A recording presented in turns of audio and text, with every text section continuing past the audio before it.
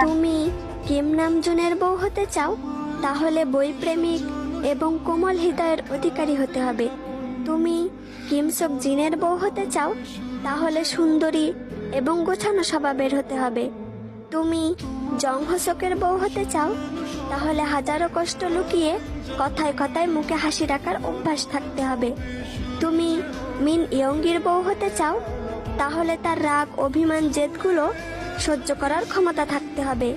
তুমি পার্ক জিমিনের বউ হতে চাও, তাহলে তার প্রতি ভালোবাসায় তোমার সবসময় লয়াল থাকতে হবে।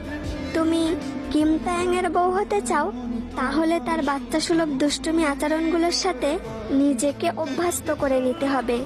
তুমি জিওন জাংকুকের বউ হতে চাও, তাহলে তার ডার্ক রোমান্টিক গুলো সহ্য করার ক্ষমতা থাকতে হবে। এখন তুমি বলো, তুমি কার বউ হতে চাও?